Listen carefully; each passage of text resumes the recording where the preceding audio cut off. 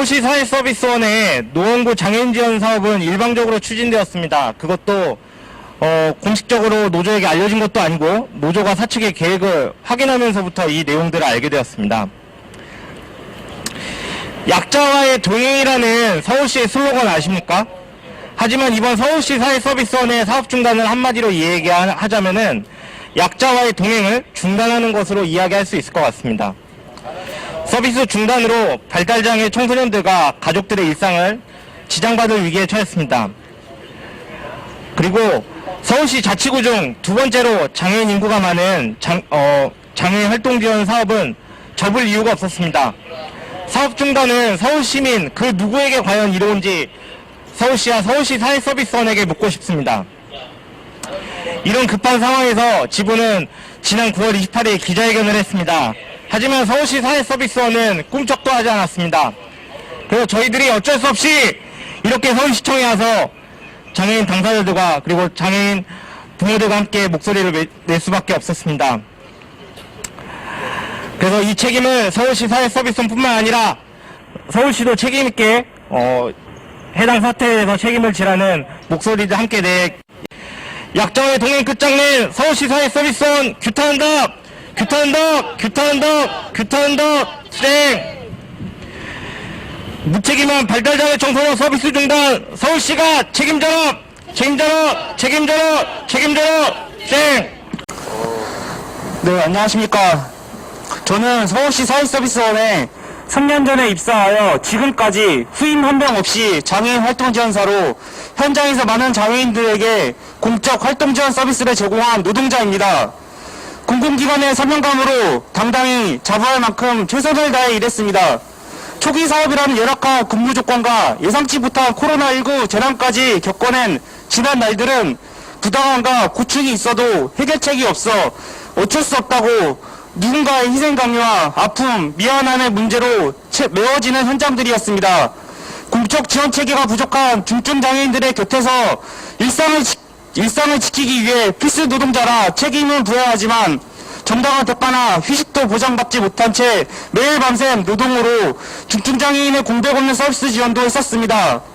그렇게 3년이 지난 지금 현장을 지킨 돌봄 노동자들에게 보상과 서비스 지원 제고를 위한 개선은커녕 장애인 돌봄 사업 폐업이 무슨 말입니까?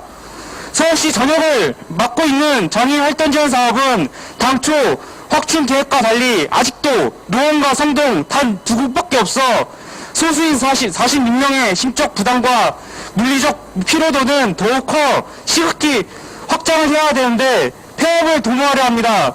장애인의 자립생활과 돌봄을 위한 공적 서비스는 전국에 여기가 전부인데 왜 서울시는 약자와의 동행을 말하면서 돌봄 노동자와 장애인들에게 가장 먼저 배제와 차별, 탄압을 하는지 너무나 비통합니다.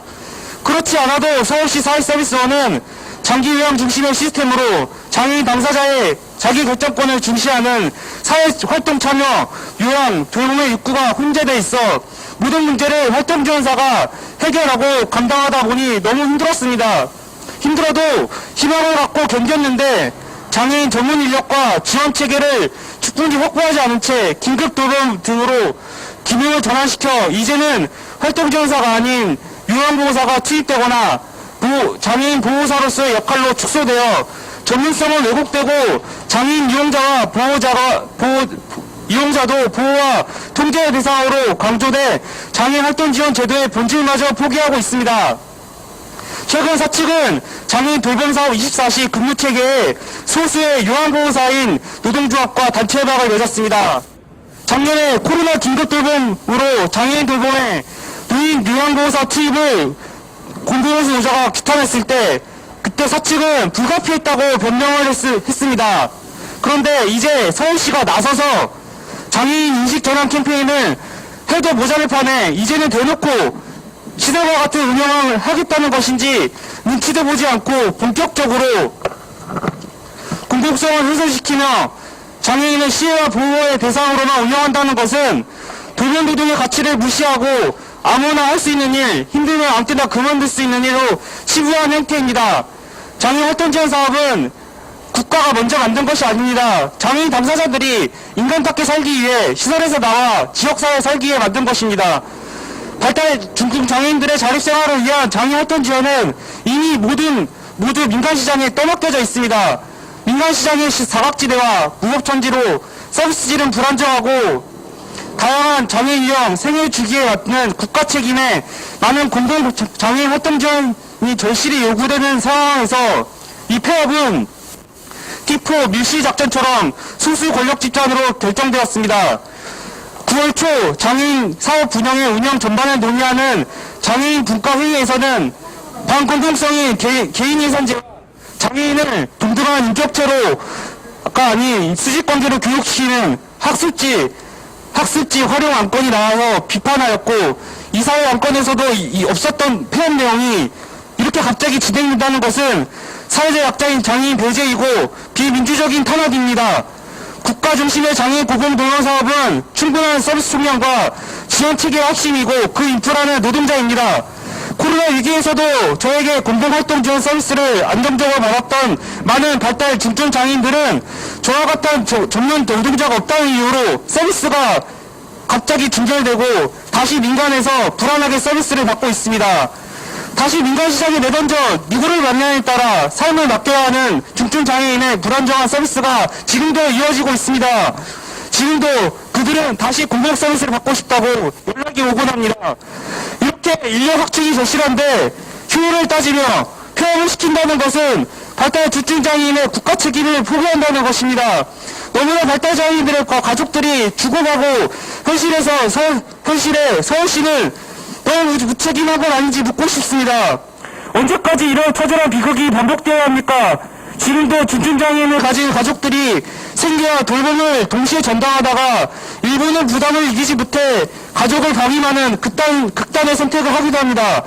사회적 단절과 고립으로 비극적인 사건이 일어나는 현실이 도처에서 일어나고 있습니다. 진짜 이들을 방기하고 공공장애인 돌봄 사업을 폐업하는 무책임한 자들은 누구입니까? 그 현실을 바꾸기 위해 싸움이 장애인 당사자와 노동자의 몫으로만 남지 않도록 싸우겠습니다. 서울시는 약자 간의 싸움을 붙이기 넘어 약자에게 더 가혹하게 하고 있습니다. 장애인들이 지역사회에서 인간답게 공적 서비스를 받으며 살아갈 수 있도록 장애인 활동지원 사업 폐업을 즉각 철회하고 발달 중증장애인 국가 책임, 장애인 공공성 및 노동권 확대를 위해 끝까지 서울시 사회서비스원 지부는 투쟁하겠습니다. 투쟁! 네.